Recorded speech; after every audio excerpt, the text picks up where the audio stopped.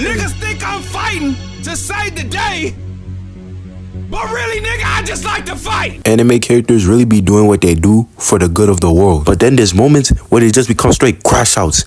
They don't want to see peace. They just want to see violence and destruction. They just like ruining peace of mind. And that's precisely what we finna talk about today. These are the craziest crash out moments in anime. Now let's get to the facts. Nigga, we might rain in your damn house for that boy. That boy done, that boy fanned out, taking shit. But we coming for your land, I guess. Move fast, leaving that girl in the past. I'm in your eyes, your eyes. First, we got Naruto versus Pain. And I'm not gonna lie, I can't blame Naruto. This bastard just destroyed the entire village. You don't want to give anybody peace of mind. You just destroy everything you see. Anyway, Naruto pulled up and he was already crashing out. He cooked this guy. And then he starts cooking everyone. But what we fail to remember is that Pain is also a crash out. And not to mention, there's 6 of them. They pinned my nigga Naruto to the ground. Personally, pinning another nigga to the ground is kind of gay, I can't lie. And Hinata is really W-mans or woman's because she really pulled up to save Naruto. And then she got cooked by Pain. Hey, at least she pulled up and tried to stop him instead of crying like a bitch. And this is where Naruto actually crashes out. Bro started flinging rocks everywhere. And Pain was like, your pain is not greater than mine. Or some shit like that. But Naruto did not care. He almost turned into the Nine Tails. It took a dead man's spirit to stop, bro. Next, we got Goku. He's a good guy, but his whole character is crashing out. He's always looking to squabble. Ain't he like 40-something? You're pushing 50 trying to squabble with niggas. Sit your old ass down somewhere, But we not talking about Z to Super Goku.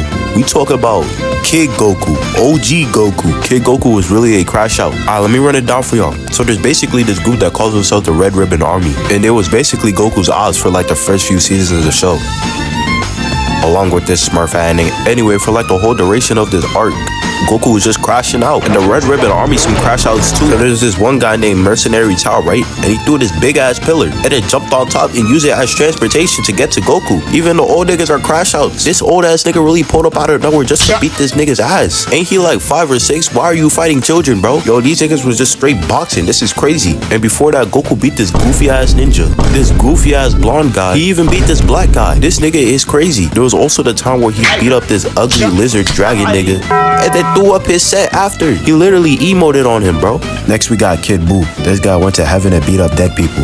That shall automatically tell you he's a crash out. Next, we got Sukuna. The entire Shibuya arc, he was crashing out because he got that dog in him. He destroyed his fire curse with fire. How do you lose to your own ability? And then the rest of the time he was fighting Mahoraga and he was killing innocent people in the process. And I'm not gonna lie, these people had it coming for them. Did they not see the rest of the city? Why are they still here? I would have been packed it up and did. Next, we got any character in Villain Saga. This entire anime is just crashing out. It doesn't matter if you're old, young, middle-aged. Nobody likes seeing peace of mind. If you don't know what Villain Saga is, it's a show about Vikings, and these Vikings just love crashing out. For example, the main character Thorfinn, he left home with his dad to go to war, and his dad died in front of him, and he became a crash out. First of all, why did you follow your dad to war? He told you to stay home. First of all, you're like 6 or 5. What are you gonna do? Anyway, after that, he was a crash out. He joined Askeladd's crew just to crash out. By the way, Askeladd's the guy who packed up his dad. He only joined his crew so he can kill him one day.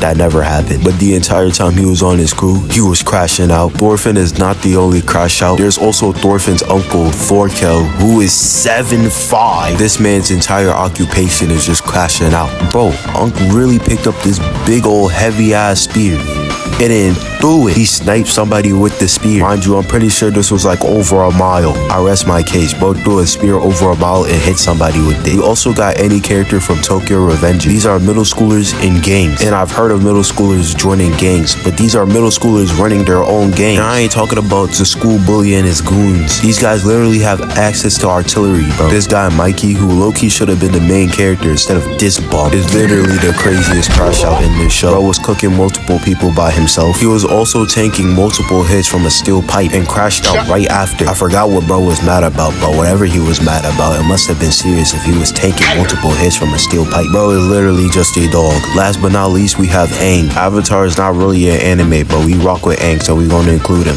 But we're not talking about normal Aang, we're talking about glowy Aang. The Avatar state is when Aang really doesn't care about life, he just wants violence. A very good example of that is his fight against Fire Lord Ozai. For the first half of the fight, he was kind of being a sissy, I can't lie. He was letting Ozai do him bad, and I can't respect that, not gonna lie. But then Ozai got a little too full of himself, and then Aang started to crash out. Aang grabbed Ozai by the beard, and Ozai tried to chop him, but he blocked it. And then he hit him with an air blast, and from then on, Ozai was just running from Aang. I can't lie, Aang was really at his crash out peak. Aang really summoned all the elements to his disposal so he can crash out. I ain't never seen Korra crash out like this. Okay, let me chill. Anyway, that's the end of the video. I was supposed to drop a Soul Eater video, but things got complicated. Follow me on YT and sub to the YouTube channel, cause I need a new mic. Eat jollof rice cause it's tasty, and stay frosty.